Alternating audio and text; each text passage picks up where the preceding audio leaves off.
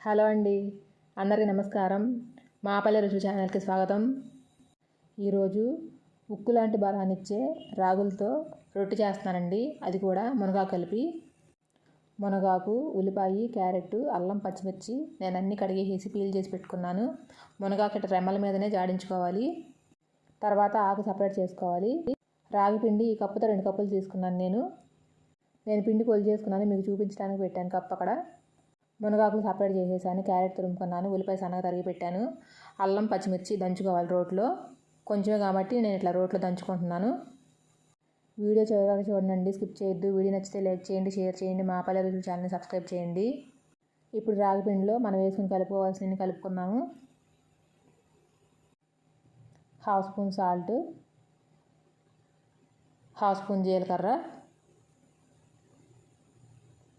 తరిగి పెట్టుకున్న ఉల్లిపాయ, క్యారెట్, మునగాకులు, దంచి పెట్టుకున్న అల్లం, పచ్చిమిర్చి అన్నీ వేసుకొని కలుపుకోవాలి. ముందు వాటర్ పోయకుండా పొడి మీదని కలిపేసుకోవాలి. కలుపుకున్న తర్వాత వాటర్ పోసుకోవాలి. నేను చన్నీళ్ళు పోసి కలుపుతున్నాను, వేడి నీళ్ళు కాదు, మామూలు చన్నీళ్ళతోనే కలిపాను. చపాతీ పిండిలా గట్టిగా ఉండకూడదండి, సాఫ్ట్గా ఉండాలి ఇది పిండి. అప్పుడే రొట్టె వత్తగలం మనం. మెత్తగా వస్తాయి రొట్టెలు కూడా మెత్తగా ఉండటం వల్ల.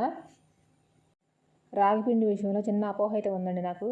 ఏంటంటే రాగి జావ సరిపడదు నాకు, ఇలా రొట్టెలు అయితే సరిపడతాయి. ఒక్కొక్కళ్ళు ఒంటి తీరు ఒకలా ఉంటుంది కదా. జావలు తాగితే ఒళ్ళు వచ్చినట్టు అనిపిస్తుంది, ఇలా రొట్టెలు తింటే ఒళ్ళు రాదు, గట్టిదనంగా ఉంటుంది. నేను అందుకని జావల కన్నా ఎక్కువ ఇలాంటి వాటిని చేస్తానండి. చూస్తున్నారు కదా, పిండి ఇలా సాఫ్ట్గా ఉండాలి. ముద్ద ఒక్క 5 నిమిషాలు నానితే ఇంకా బాగా సాఫ్ట్గా వస్తుంది. దీన్ని ఏదైనా తడిబట్ట మీద కానీ, అరిటాకు మీద కానీ, కవర్ మీద కానీ ఒత్తుకోవాలి. ఒత్తేటప్పుడు ఆయిల్ అప్లై చేసుకోవాలి. చేతులకు కానీ, ఆకులకు కానీ, మనం ఏది కవర్ తీసుకున్నా సరే దేనికైనా ఆయిల్ అప్లై చేసి చేయాలి, వాటర్తో చేయకూడదు. ఇందులో వేసుకునే వెజిటేబుల్స్ బీట్రూట్ కానీ, సొరకాయ కానీ ఇలాంటివి కూడా వేసుకోవచ్చండి కావాలంటే. మనం ఇంకా చూస్తున్నారు కదా, పిండి సాఫ్ట్గా జరిగిపోతుంది ఒత్తుతుంటే.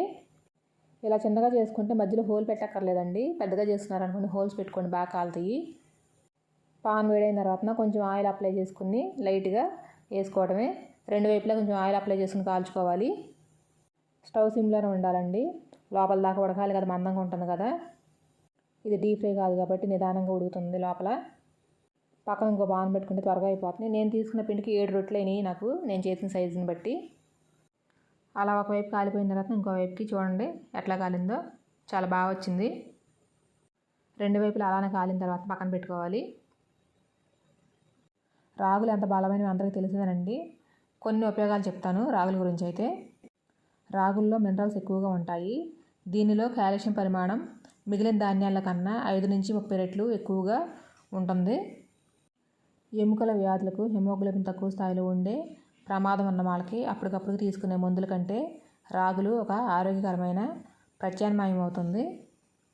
ఇలాంటి రాగి పిండికి తోడు మనం మునగాకులు వేసి చేసాము రాగి రొట్టె. మునగాకుల్లో కూడా విటమిన్లు, మినరల్స్ పుష్కలంగా ఉంటాయి. 300 రోగాలను నయం చేసే ఔషధ గుణాలు మునగాకులు ఉన్నాయంటే మామూలు మాటలు కాదు. ఎంతో పరిశోధన చేస్తే కానీ అలాంటివి చెప్పడం సాధ్యం కాదు. కరివేపాకును తాలింపులో వాడుకున్నట్టు మనం మునగాకును కూడా వాడుకోవచ్చండి. అయిపోయి రొట్టెలని కాల్ చేసుకున్నాను నేను. ఎంతో రుచికరంగా ఉండే రాగి పిండి మునగాకు రొట్టె. పిండి అంత సాఫ్ట్గా ఉంటే రొట్టెలు కూడా అంత సాఫ్ట్గా వస్తాయండి.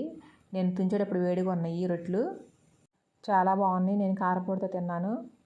అందరూ ట్రై చేయండి. నేను చేసిన పద్ధతి ఎలా ఉందనేది కామెంట్ చేయండి.